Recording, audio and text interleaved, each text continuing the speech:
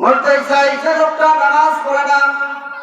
বলুন তো দেখি, ঠিক বেনামাজি অবস্থায় যদি ওই লোকটা মৃত্যুবরণ করে, বলুন তো দেখি আল্লাহর খাতার মধ্যে ওই লোকটা নেককার বান্দা হবে না পাপী বান্দা হবে? আল্লাহ তাআলা হামিম সিজদার মধ্যে বলেছেন, সূরা ইন্নাল্লাযীনা ক্বালু রাব্বুনাল্লাহু সুম্মা ইসতাকামু তাতানাজ্জালু আলাইহিমুল মালায়েকা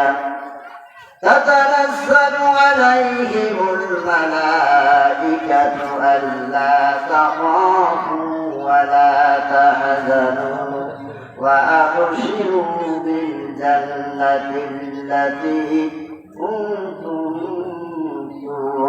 توعدون الله أكبر আল্লাহ তাআলা আয়াতের মধ্যে বলেছেন, নিশ্চয়ই যারা ঈমানদার নেককার বান্দা, যারা দুনিয়ার মধ্যে বলেছিল ঈমান আনার সঙ্গে সঙ্গে বলেছিল নিশ্চয়ই আমার রব আল্লাহ, এবং এই আল্লাহর উপর আল্লাহকে রব মেনে নেওয়ার পরে এই আল্লাহকে রব হিসেবে মেনে নেওয়ার মাধ্যমে দুনিয়ার মধ্যে প্রতিষ্ঠিত ছিল, আল্লাহর হুকুম আকামগুলো সঠিকভাবে মেনে চলেছিল, আল্লাহর নাফরমানি করে নাই, আল্লাহর হুকুমকে অস্বীকার করে নাই।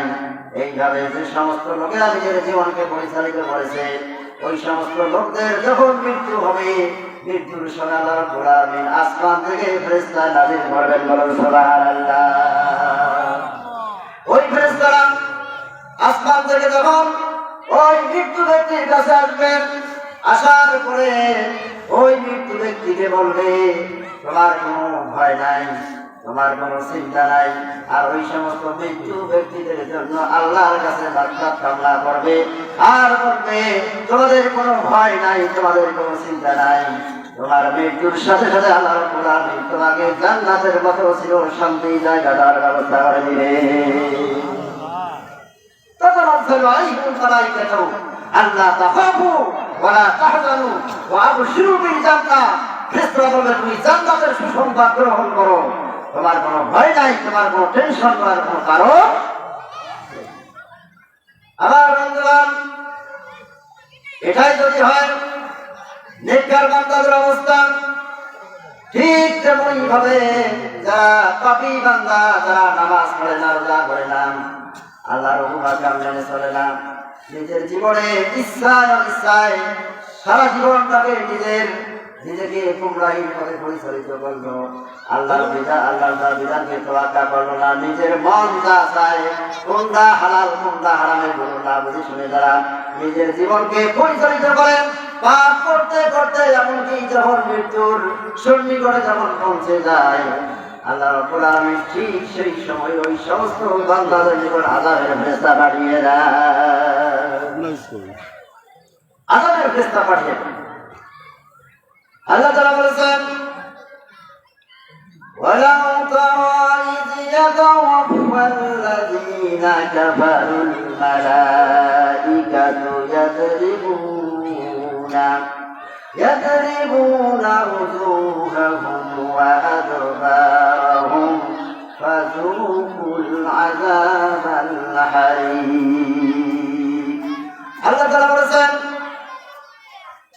যখন পাপী বান্দাদের কাছে যখন আজরাইল আলাইহিস সালাম যখন আসে, আসার পরে ওই পাপী বান্দাকে আল্লাহ তাআলা বলেছেন, ইয়াদরিবুনা উযুহাহুম ওয়া আদবারাহুম, ওই পাপী বান্দাদেরকে মৃত্যুর সময় আযাবের ফেরেশতারা পিছন থেকে আঘাত করে এবং তার মুখমণ্ডলের মধ্যে আঘাত করে এবং আসমানের সমস্ত দরজাগুলো বন্ধ হয়ে যায়। যখন এই ফেরেশতারা যখন ওই পাপী বান্দা যখন মৃত্যুবরণ করে, ওই পাপী বান্দা যখন রূহটাকে নিয়ে আসমানের দিকে যাওয়ার চেষ্টা করে, আসমানের সমস্ত দরজা ওই পাপী বান্দার রূহের জন্য বন্ধ করে দেন। ওই বান্দাকে ফেরেশতারা সিজ্জিন নামক চির শাস্তির জায়গার মধ্যে নিয়ে যায়, বলেন নাউযুবিল্লাহ। এই জন্য আল্লাহ রাসূল বলেছেন, আল কবরু জুজুম মিনান নার আও জুজুম মিনাল জান্নাহ, যে কবরটা হলো জান্নাতের একটা অংশ কিংবা জাহান্নামের একটা অংশ। যখন এই মৃত্যুবরণ হয়ে যায়, পাপী বান্দারা এই কবরে থেকে জাহান্নামের যাবতীয় শাস্তি ভোগ করতে থাকেন। আর নেককার বান্দা যখন মৃত্যুর মাধ্যমে যখন কবরে চলে যায়, আল্লাহ রাব্বুল আলামিন ওই নেককার বান্দার জন্য কবর থেকে জান্নাতের যাবতীয় নাজ নেয়ামত ভক্ষণ করার তৌফিক দান করে। তাহলে আমাদের উচিত আমরা এমন ভাবে নিজের জীবনকে পরিচালিত করব যাতে আমাদের মৃত্যুর সময় যেন আমাদের অবস্থাটা নিশ্চিত হয়, কলেমা যেন নসিব হয়।